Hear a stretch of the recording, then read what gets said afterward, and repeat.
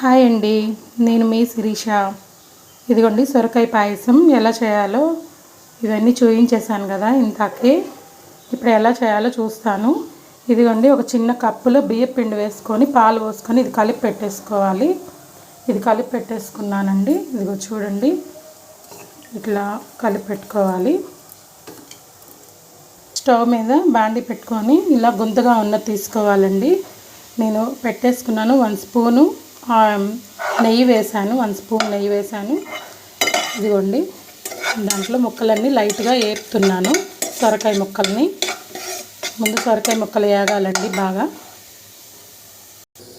Water పోసుకోవాలండి. నేను 1.5 glass water పోసాను. ఇప్పుడు ఈ ముక్కల్ని బాగా ఉడికించుకుందాము. దీంట్లో ఇవి ఉడికేటప్పుడే పచ్చెనపప్పు కూడా వేసేయాలండి. ఇదిగోండి పచ్చెనపప్పు కూడా వేసేస్తున్నాను. ఇవి కూడా కొంచెం ఉడకాలి కదా, ఇవి 2 ఉడకాలండి. ముందు ఇలా ఉడికేటప్పుడు మూత పెట్టేసుకుంటే తొందరగా ఉడుకుతుందండి.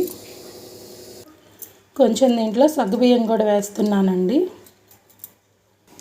చూసారు కదా, ఈ ముక్కలు ఉడికేలోపు మనం బెల్లాన్ని కరిగించుకుందామండి. బెల్లం కరిగించుకుంటేనే బాగుంటుంది, అందుకని కరిగించుకుందాము.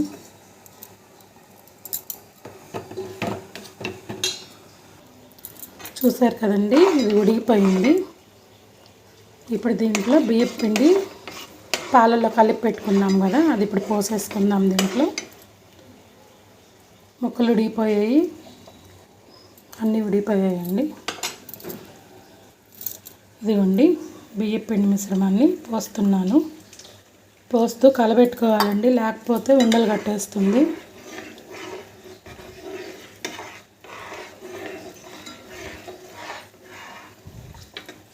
చూసారు కదా, ఇలా కలబెట్టేసుకోండి, లేకపోతే ఉండలు కట్టేస్తుంది.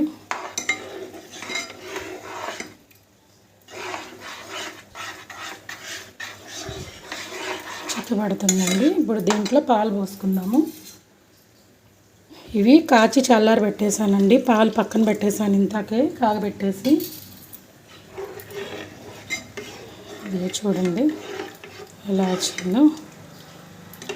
ఇంతాక బెల్లం కరగబెట్టుకున్నాం కదండి, అది స్టైనర్ ద్వారా వడపోసుకుందాం. ఏమన్నా నలకలు ఉన్నా పోతాయి.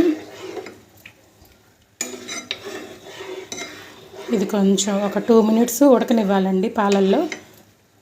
ఉడికాక అప్పుడు బెల్లం పోసుకోవాలి. లాస్ట్లో పోసుకోండి, ముందే పోసుకుంటే పాలు విరిగిపోతాయి. అందుకే ముందే కరగబెట్టేసుకున్నాను బెల్లాన్ని. మీలో ఎంతమందికి తెలుసండి ఈ పాయసం? నేనైతే పచ్చెనపప్పు సొరకాయ 2 కలిపి చేస్తాను. కొంచెం సగ్గుబియ్యం కూడా వేసానండి, టేస్ట్ కోసం, చిక్కదనం కోసం. బియ్యం పిండి కూడా వేసాను. బెల్లం కూడా పోసేసుకున్నానండి. వేసాను బెల్లం కూడా. చూడండి,